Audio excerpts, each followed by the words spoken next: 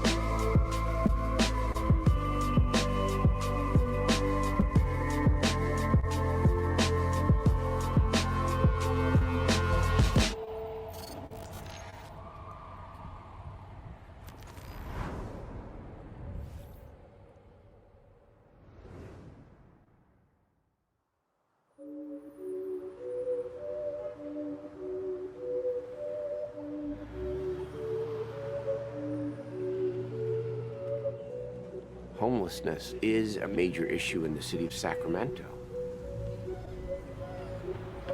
But in 2020, in the midst of this pandemic, we've actually had significant success getting people off the streets and housing them.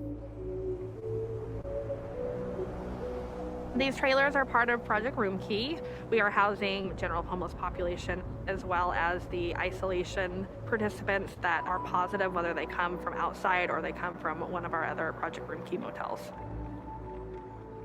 Project Room Key opened up motels and trailer sites to house the homeless population so they weren't out vulnerable and exposing other people to COVID. It's Debbie and Nicole. Hi, we're just checking on you. Just cooking and visiting. My whole life just flipped. I never would have imagined this. Been to this parking lot a million times as a kid, even as an adult for the State Fair, other expositions. Now I live here. That's sort of odd. Sorry for crying. I had a great job. I made almost $93,000 the last year I worked. In 2018, I got breast cancer. I had to take some time off work with the chemo and the radiation. I was missing too much work. I wasn't an asset to the company any longer. So I drained my 401k and my savings and checking accounts, and then there was just no more money. I lived in my car and slept in a tent on the side of the roads, side of the railroad tracks, American River, wherever felt safe. This has been huge. It's a restroom that I can close the door and not have to worry what's on the other side. Getting COVID was the best thing for me as far as getting fast-tracked into this program. With Project Room Key, we got the motels up and going faster than anything I've ever seen government do. From thought inception to actual motels in hand and ready, it was maybe 2 or 3 weeks, when something like that normally could take up to a year.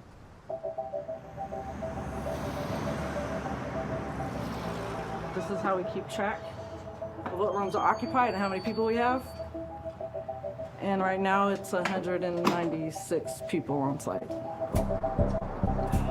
Hi, honey.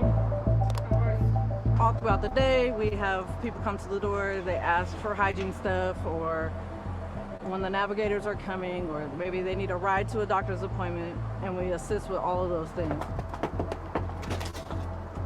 Hi, honey bunch. Are you hungry? Dinner? What you got? Chicken marinara or meatball stroganoff with noodles. How you been feeling? Better? Better. Andy? Yes, ma'am. You need a fork? Yes, ma'am.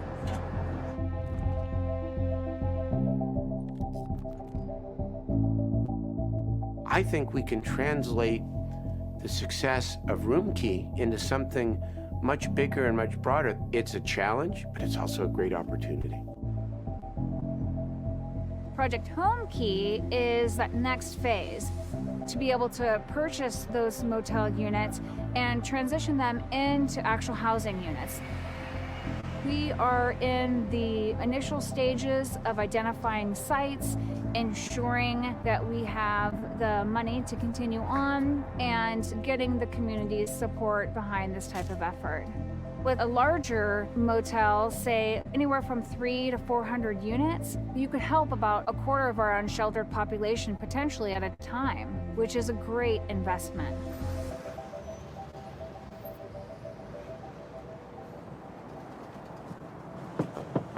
Knock, knock. Hey. Good morning, sunshine. Good morning. Good morning. How are you? I'm stressed out. We just found out we're scheduled to go to a hotel on Wednesday before Thanksgiving. Yes, I know. But I'm over there too, so you'll still see me. Okay. The participants here are going to be transferred to one of our other motel sites as they're waiting for their housing to come through. I know this is the next step, and I'm looking for that final step. Yeah, absolutely.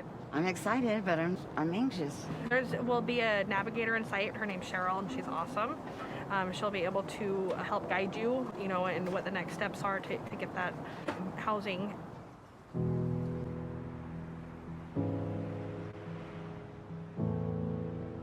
Motel conversions are key because you don't have to build from scratch. This project took 2 months.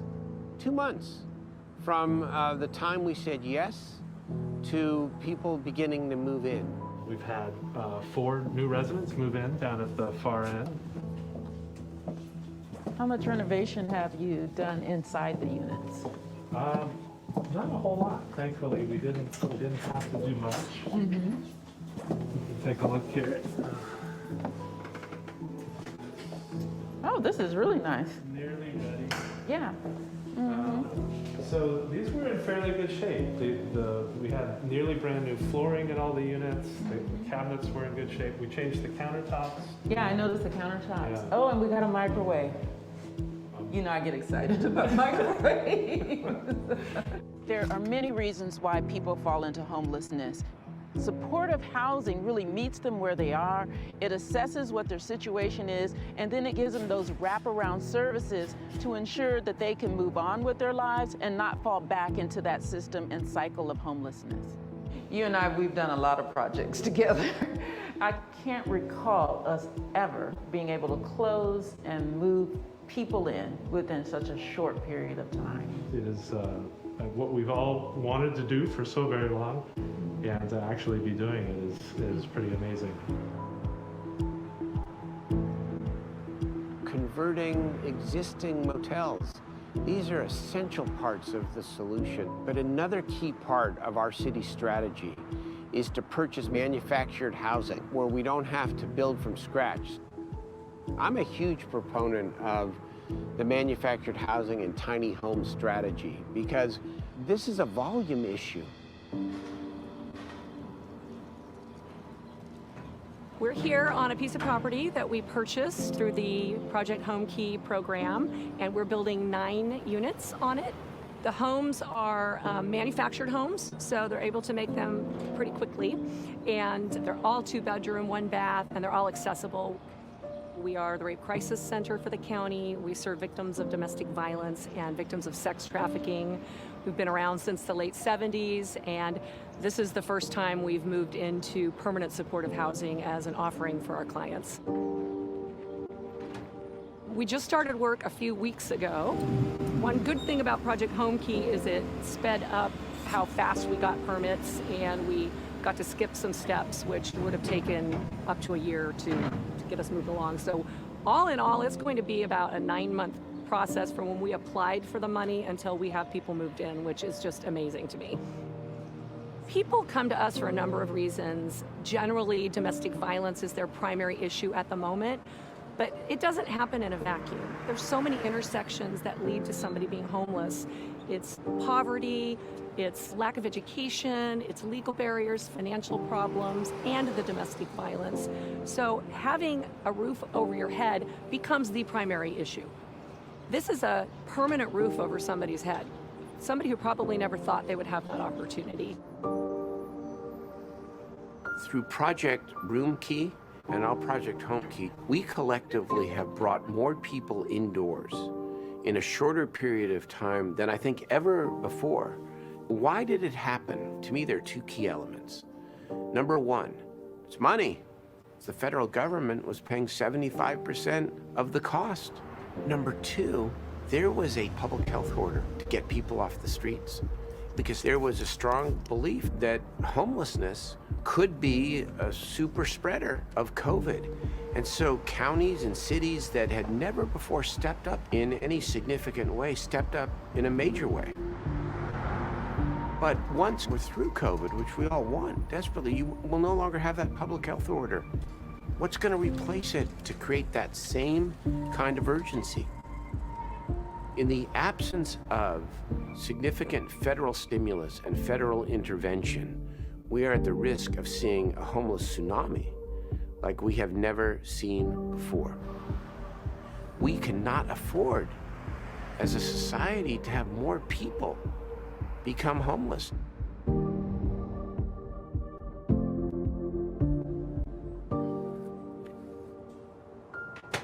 I would do anything to go back to normal.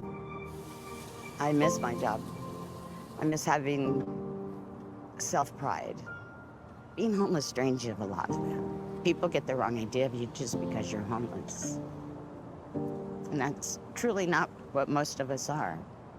We're just people that did what we could while we could and lost it.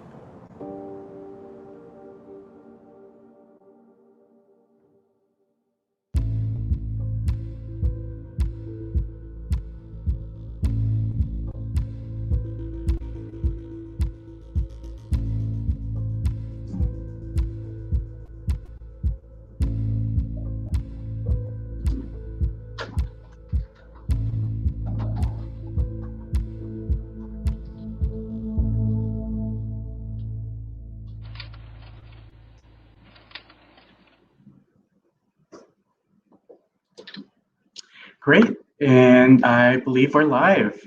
Shout out to the filmmakers for the series, KTF Films and Bread and Butter Films, for that very insightful episode and highlighting such an important issue. And certainly leaves a lot of us a lot of things to reflect on. And again, thank you all for joining us today.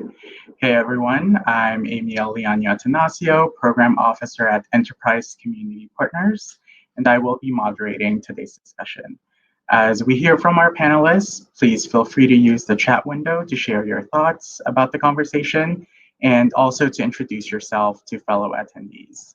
And also please be sure to use hashtag The Way Home on social media to join the digital conversation.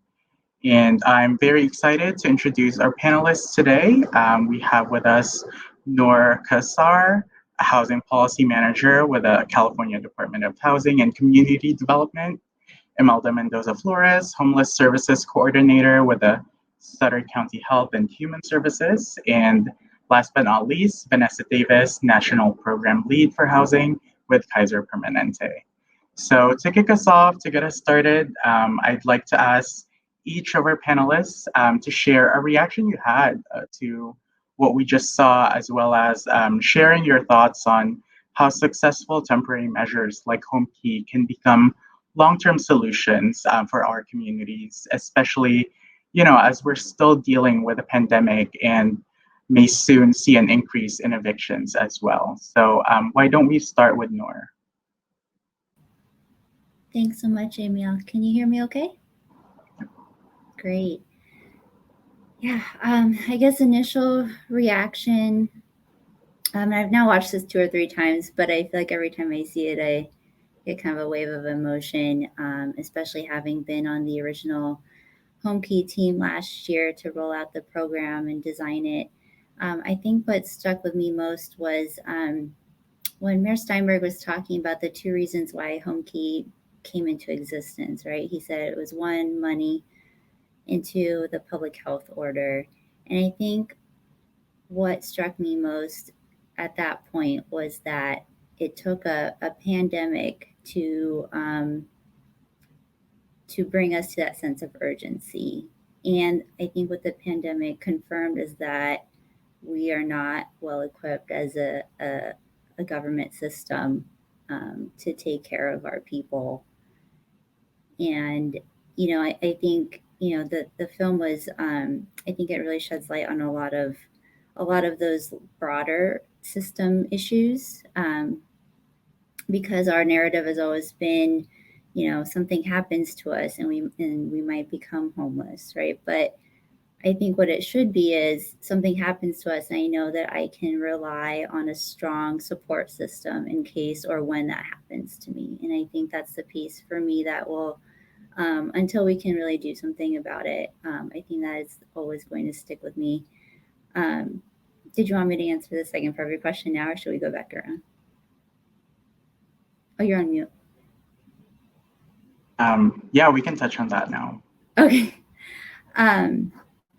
So I think as far as going from a temporary to a long-term change, right? And I think what my thoughts on the film kind of segue really well into this. Homekey is going to become what I think is going to be a permanent program. We've already rolled out our second round of funds, or what we're, I guess I would say that first round of funds wasn't really a first round. It was kind of an emergency solution with a very difficult timeline, a very expedited timeline, and also just a lot of lessons learned with all of our Homekey applicants and trying to get something stood up and, getting $846 million out and on the ground in 6 months. As much as we are really proud of the program, it definitely was a strain on hundreds and hundreds of people, both local and, local, regional, state, and the people themselves, right, who we needed to try and get into the homes very quickly. And so I think our long-term solution is, and we've seen, right, through the California Comeback Plan that Governor Gavin Newsom rolled out, we've got $2.75 billion for Homekey for the next year. So the first round, we've already released 1.45 billion. Folks can start applying now. You can do your pre-application consultations. We're going to roll out, another billion next year. And so I'm hoping, if we continue with this momentum and really, change the way we've been providing permanent supportive housing and really invest in it in the way that we should be, I do think that Homekey is an example of a long-term solution. Great, thank you for that. Let's turn to Vanessa. Thanks, Amiel. So just really appreciating, Noor, your transparency and sort of the thoughts around the sort of emergency measure that was the impetus and kind of where we're going as a state. And to sort of start with my reaction, I think the thing that I'm most struck by watching the episode this time around is I wrote down a few quotes because it just stood out to me in particular. Faster than anything I've ever seen. We're actually doing it. And there were, we've sped up to get permits within 9 months, having people moved in. So there were all of these instances of like almost defying what's possible, even for the folks that have been in the trenches day after day, week after week, year after year. And I think that there's continuity with what we're trying to do with this documentary series, really, is to sort of challenge our notion of what's possible. And I think Project Roomkey and then Project Homekey certainly sort of in the best way possible really upended our notion of what we can do if we have the right set of resources, stakeholders, coordination, infrastructure, et cetera. So those were some of the kind of reactions that stood out to me most watching the episode. And with regards to the kind of how do we really transition these temporary measures into long-term solutions, I think part of it we've done, you all have done, in the sense that we've demonstrated programmatic success. If you demonstrate programmatic success, policy changes, additional funding, and public will can really follow. Not always, but in this case, I think we're seeing that. I believe that part of really what's at play there is sort of expanding our notion of who is in the housing justice ecosystem, like what makes up that set of stakeholders. And by that, I mean, a broad table with folks like Kaiser Permanente and other healthcare institutions, philanthropy, affordable housing, local, state, and federal policymakers, as well as tech and other kind of large corporate partners. All of us have a role to play through coalitions, partnerships, advocacy, et cetera. And so I think really expanding that ecosystem and that notion of who really is in that ecosystem is going to be really critical to the long-term success of all of these temporary measures that are proving beneficial. I totally agree, Vanessa. It's, I think our experiences have been pretty much the epitome of if there's a will, there's a way, and it's very much an all hands on deck issue. So I really appreciate that. And Imelda, definitely interested in hearing your thoughts, especially as someone who's very much on the ground. Yeah, no, I was, this is my first time watching the video, and this is exactly what we're dealing with. I mean, one of the things that we know is we need housing, safe, affordable housing. That's the answer to addressing homelessness. When people don't have a safe place to call home, they can't get better, they can't heal, they can't move forward to the next step. So Homekey, Roomkey, and then Project Homekey was a very innovative, very fast-moving, very fast-moving project, but very welcome project. We were able to see individuals move into permanent housing within like a month or two. That's unheard of. We added permanent housing units within a month or two. it is unheard of. So it's I think it definitely answered that question. I mean, we know that homelessness, we see those individuals, they're going to be hospitalized 3 to 4 times more often than the average person that is housed. They're going to stay in the hospital longer than the average person. And so housing is the answer. Affordable housing, permanent housing, that's the answer, in my opinion, to truly addressing homelessness. And what a creative way to do this, converting hotel rooms into permanent housing. So it was a very fast moving pace project. And from my humble perspective, we are a small rural county in Sutter County. And so we were very surprised when we were selected and approved for this project with amazing partners such as Habitat for Humanity. And that doesn't typically happen in small rural counties. So we were very thankful, and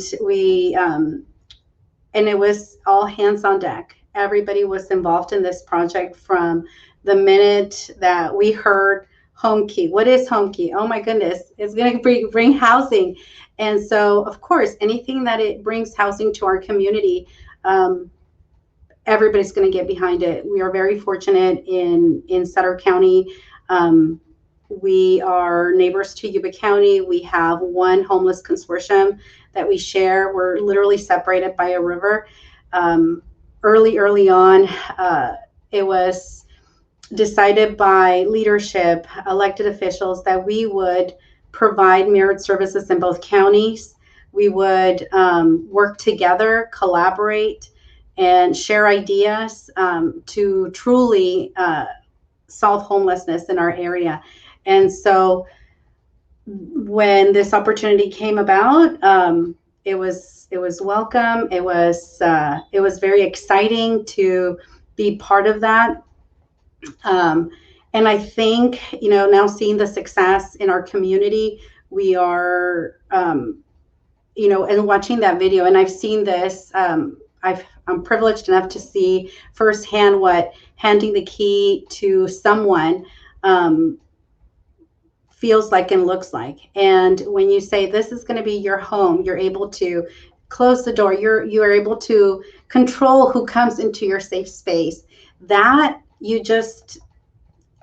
incredible. That's just incredible. And that's what Homekey did for our community and across the state. So I'm very thankful and really appreciated the video. Yeah, thanks so much for sharing that, and definitely seeing that impact firsthand through the video was definitely impactful, and kind of leads us to my second question, this one for Vanessa. And how did you and the filmmakers determine which issues should be focused on in the series, and also why is storytelling like this so important to realizing tangible change? That's a great question, Amiel, or two questions. So this was truly an instance where it was truly art, right? More than science. We knew at Kaiser Permanente that we wanted to center the stories of people most impacted by our societal ills of racial and housing injustice. And we knew that we wanted to lift up tangible, real world solutions that challenge the narrative that homelessness is too intractable, too big, too entrenched to solve. So we connected the filmmakers to some of our partners, organizations, programs, policymakers, researchers, and others who are really advancing and activating on evidence-based solutions to the homelessness crisis, and that really yield meaningful results.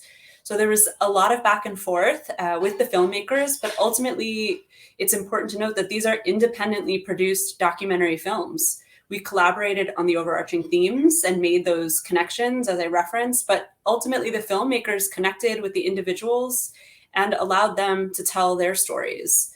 And I really feel like that's a critical piece of what makes these films so powerful to us, certainly, and hopefully to a broader audience, that they're very real stories that we hope will have an impact on how people think about these crises. And they point to those solutions of hope where, you know, we may least expect them, say, for example, in the middle of a global pandemic. So it was very much sort of an iterative, collaborative process. But then we ultimately had to step back and let the filmmakers do their thing. And the stories that unfolded were the stories that unfolded that you all saw. With regards to the sort of second part of the question, the sort of importance of storytelling, and I'm curious for others' reactions here too, but Kaiser Permanente originally supported the production of The Way Home, really to deepen our understanding and spark dialogue about root causes and solutions to the homelessness crisis in California, but also across the nation. And we saw there's a power in this series to connect viewers, not only subject matter experts and advocates, probably like many of our friends in the audience, but also to folks who maybe have not yet reflected on what it might be like to experience being unhoused in America, who may not have considered or understood the systems, policies, and structures that have really created and exacerbated the crisis. So we wanted to find a way to connect to a broader audience on a visceral and kind of emotional level to that lived experience through the heart, right? Through human-centered storytelling, which is really what this is. I think Imelda made really clear that housing and health connection. That was another really important message that we as Kaiser Permanente and our mission to advance health for our members and our communities, that was a core kind of message that really, I think, emerged quite naturally and apparently.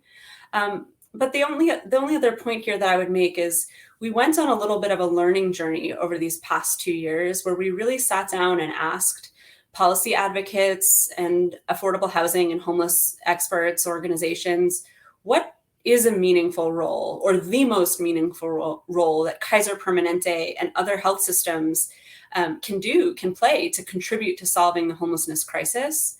And this piece around narrative shift that needs to happen so that we can really more clearly see that housing and health connection, as well as better understand the root causes, and systemic drivers of homelessness. That came up again and again and again. And so I think with season 2, having recently launched, Kaiser Permanente really has had the opportunity to reach into the communities through partners like Enterprise Community Partners and other community-based organizations to really make sure these films get out there and they can spark that dialogue and start to contribute to some of that narrative shift work.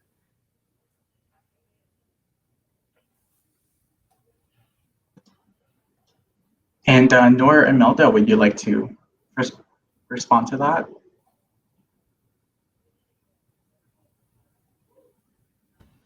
I definitely echo everything Vanessa just said. I think that narrative shift piece is definitely key. I think what's great is that we had a lot of success stories like Imelda shared, across the state last year with Homekey that we can lift up and show as really good examples, with the next iteration and, help new applicants that weren't, awardees the last time and give them best practices and just continue to use this as a model and learn from it and expand on it. One thing we really learned was, we really have to ramp up on operating support and make sure that we are providing that to the residents, to the managers, the property managers, to the developers. And so, that's just one of like a myriad number of things that we have addressed with the second round. And we're really excited, to be working with Kaiser Permanente and Enterprise on getting those lessons learned and pushing those out to communities so that, we can do even more. Mm-hmm. I think that just to reiterate, it's I think it's important, and I really appreciate the way the video is presented, because it is about people and their personal stories, and changing the narrative of what homelessness means. How I always say, I've never met a person that said, I want to grow up to be homeless. That's not the case. Things happen, and it's sometimes, unfortunately, they may not have that support system to catch them, and that many of us, we do. And so I'm really excited, and I'm always thankful that we're creating that support system to catch them, and moving forward in maybe increasing prevention. But I think telling the story, changing the narrative of what homelessness is, and what a person experiencing homelessness is in America, in California. It's not what the average person thinks. And it's like the lady with, she had cancer. And I have dozens of stories that start that way. Something truly dramatic happened, and unfortunately, it just exhausted their life savings, and they've become homeless, and now they're elderly, with very little to no support system. So I really appreciate presenting it in that way, and in a personal, very personal. We tend to find that when we share these success stories, it's we have a Facebook page, and we get great positive comments, but it is about changing that narrative in the community, to address the NIMBY issues, to address the misconceptions. So really, that's, and we're just going to have to keep working on that. So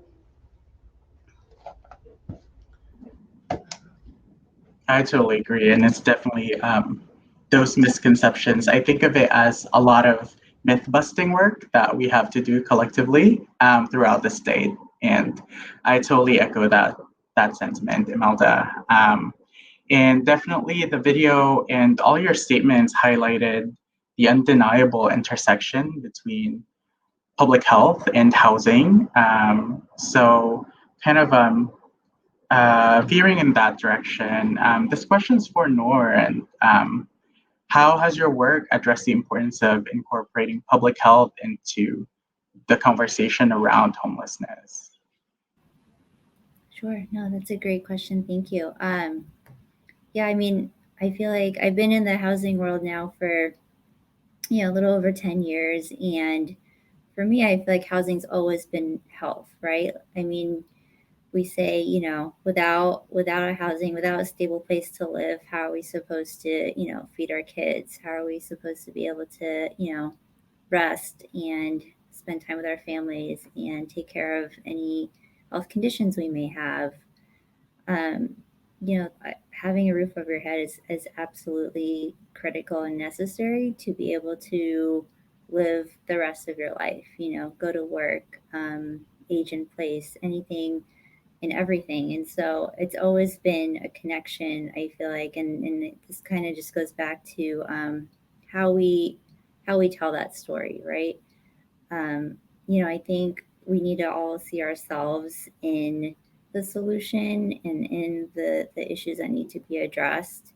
We're all going to, grow old, or our families will, all of our, children are going to grow up. And so all of us are in kind of the same situation in life.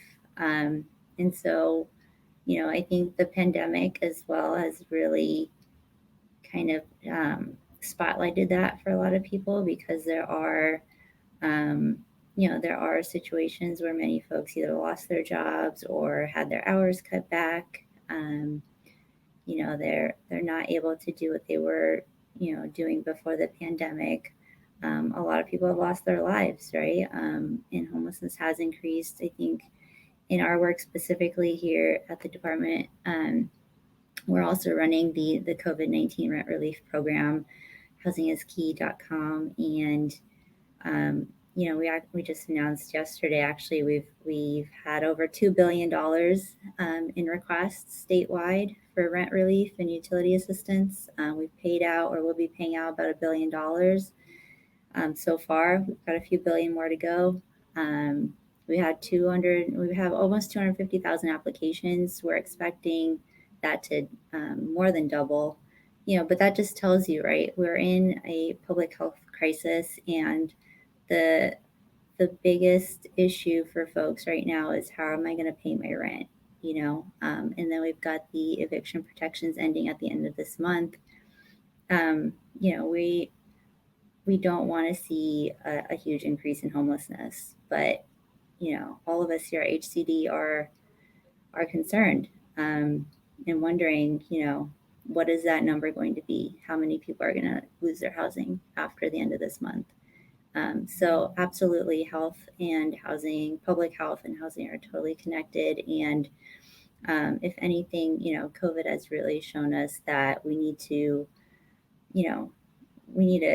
fix the problems that we have, we've been kind of chipping away at, right? And we have all the programs in place, the multifamily housing program, the tax credit program, tax exempt bonds, and all these things. But clearly, like, there are some barriers that we need to address in order to move faster and keep people housed, and then for folks that do lose their housing, get them back in very quickly. And so I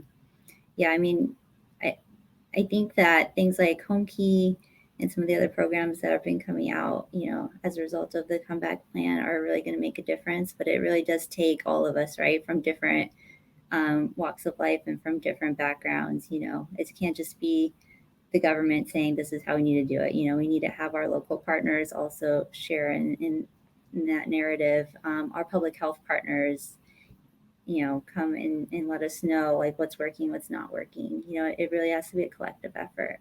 But I think we're all saying the same thing. So, I think as long as we can all kind of work together and direct the resources in the right way, and kind of shift our priorities from what they historically have been in the housing market generally, I think we'll see a difference.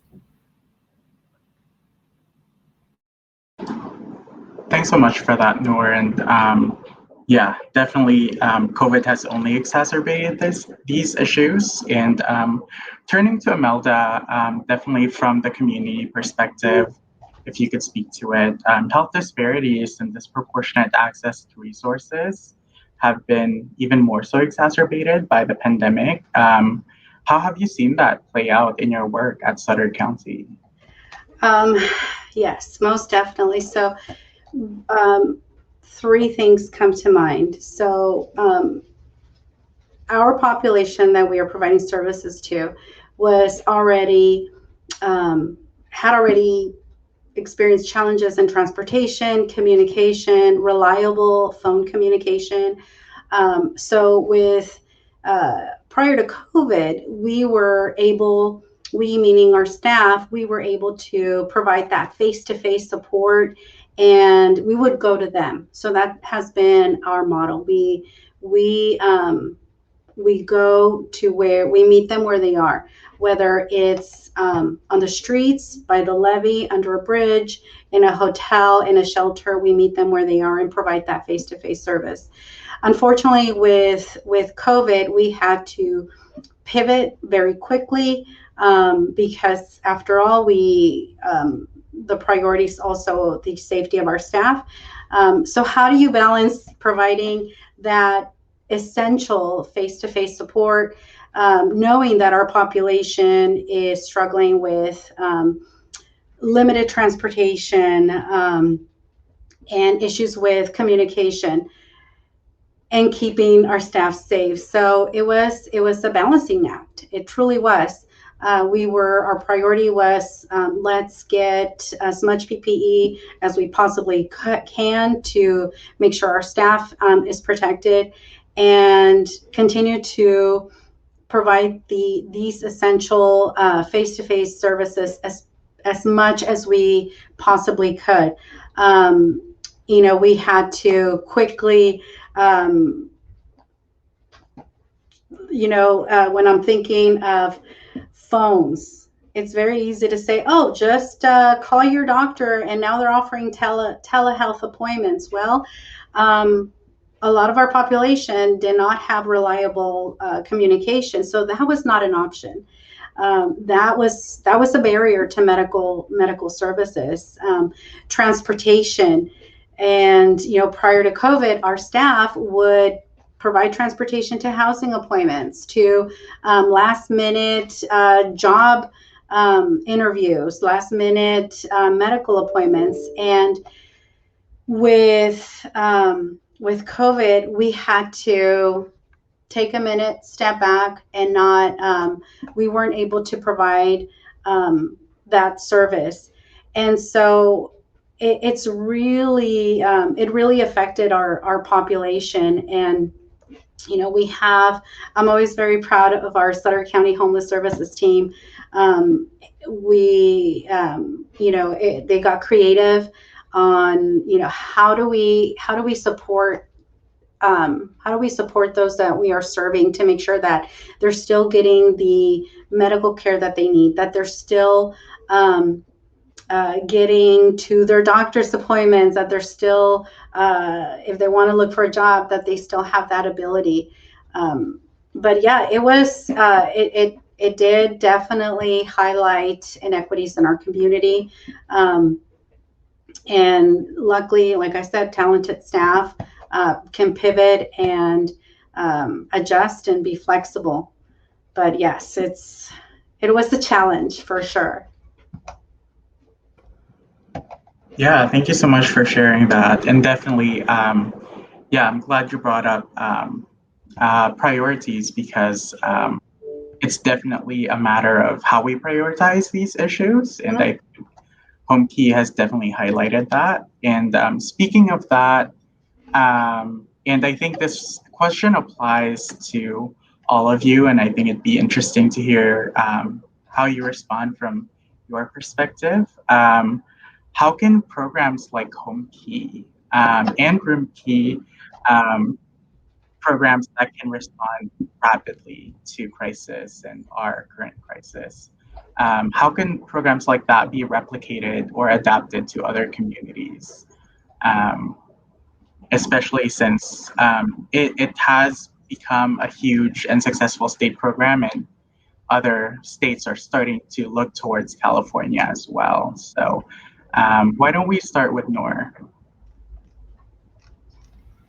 Yeah, no, thanks, Amiel. I know, yeah, you're right. We actually, we have been having conversations with other states, other countries, actually. I remember last year, our director for the Homekey program had met with states of Washington, Oregon, New York, quite a few others. We met with folks from Spain, Japan. I mean, it's a program that really caught the attention of the world, because this is not something that just California deals with, right? We have homelessness all over the world, and people,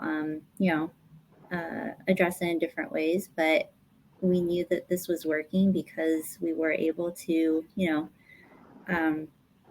basically house over 8,000 households in under a year. Over 6,000 units created. Most of them are going to be permanent homes, and we're hoping to, get that up to at least 40 to 50,000 over the next, several years, if the program continues to be successful. So I think that this is a replicable model. We definitely have been able to take what the communities like Sutter County and others have told us that worked and what didn't work, to make changes and make sure that we are really addressing the needs of the population, right? It really comes down, like Imelda said, to the people and what they need. And making sure that housing, first and foremost, is there, right? And then anything else that would need to come with that, with any services and supports.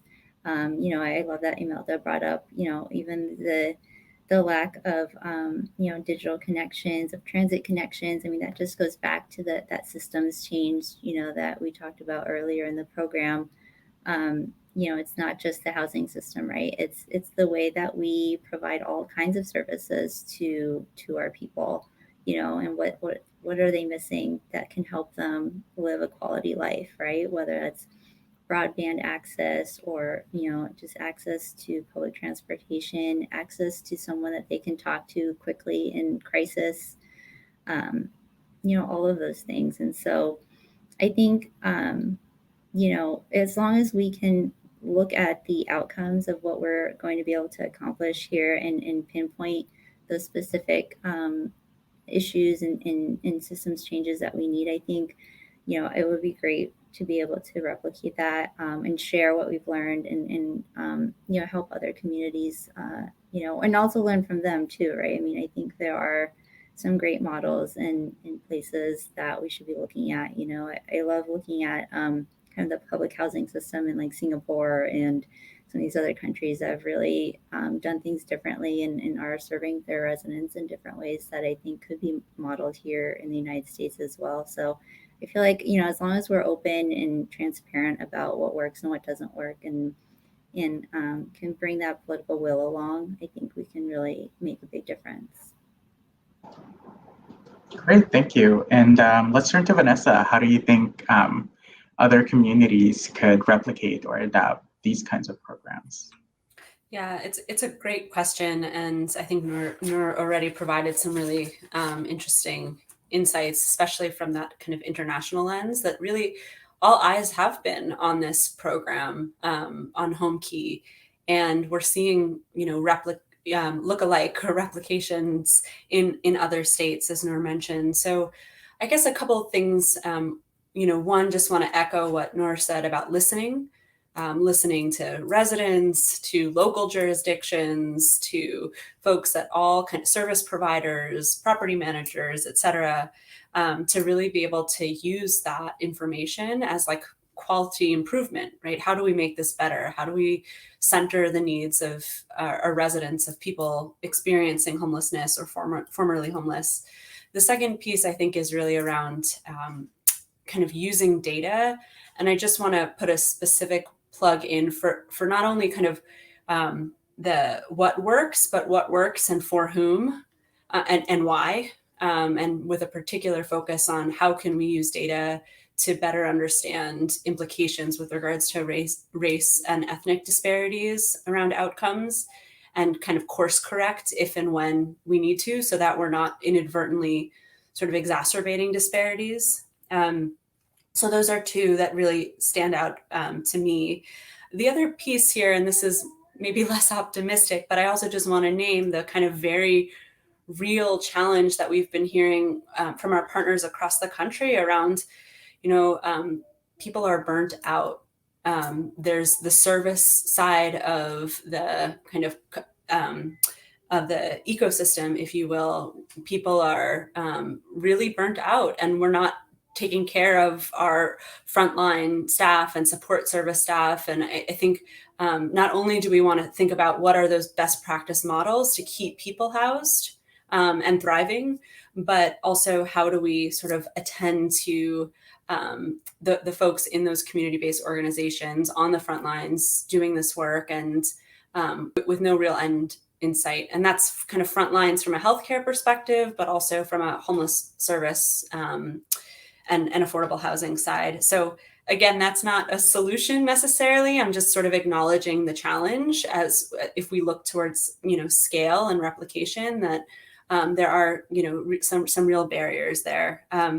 I would also sort of say that enterprise community partners sort of expertise and role that you've already been playing in Homekey around technical assistance and now pre-application assistance, I think can help with that spread and also sort of level the playing field. So it's not just those jurisdictions with the really robust infrastructure and savvy around affordable housing financing and braiding funding streams and all of that. But it's some of the smaller jurisdictions, the more rural jurisdictions. I think so. I just want to kind of name that as a sort of scale lever in your all's expertise that you bring to the table.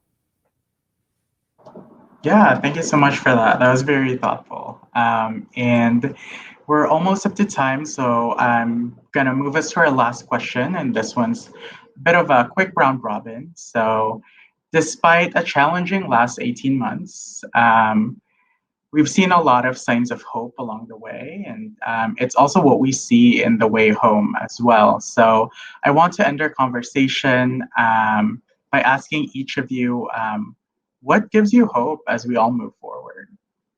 And why don't we start with Imelda? Thank you. Yeah. So what gives me hope is these programs that allow us to end homelessness one person at a time and provide that that ongoing supportive services. So I feel like that's we just need to hold on to that, and when we see that face of that person holding that key, you start seeing their shoulders more relaxed, and they're in their own safe place. That's what gives me hope. And seeing the communities come together, nonprofits, our local hospital, the state, everybody, that's what gives me hope to addressing homelessness. Thank you. Nora, let's turn to you. What gives me hope is that communities are saying yes to affordable housing. 50 communities said yes to Homekey last year. We're already going to almost double that in requests for pre-app consultations. So I just want folks to keep saying yes, and we are here to deliver. It's so exciting to hear. And Vanessa, close us out. I'll answer, but Amiel, will you answer too? I would say what gives me hope is that I can't not have it, especially when I look at our frontline folks on the ground every day, still putting a smile on other people's faces and showing up with, optimism and then also the folks that we saw in the episode, and I think Imelda, you spoke to that sort of, if folks who are on the streets or in a shelter aren't giving up hope despite what they've faced, then what right do we have? We have to keep fighting and not give up and stay resilient. So that's really what's giving me hope. What about you, Amiel? Yeah, I think I echo everything that's been said. I just want to add that I've had a chance to work with folks all over the state because of Homekey. And for me, just seeing people's commitment all around the state towards ending homelessness, and seeing that we can respond to it all hands on deck, that gives me hope. So again, thanks for joining us today. I want to thank all our panelists and also Kaiser Permanente, the documentary participants, and everyone who joined us online. And all the episodes of season 2 of The Way Home can be viewed on Apple, Google, and other streaming platforms. Be sure to watch them, and also you can learn more about the series on the web at thewayhome.com. And thanks again, and have a great evening. Thank you.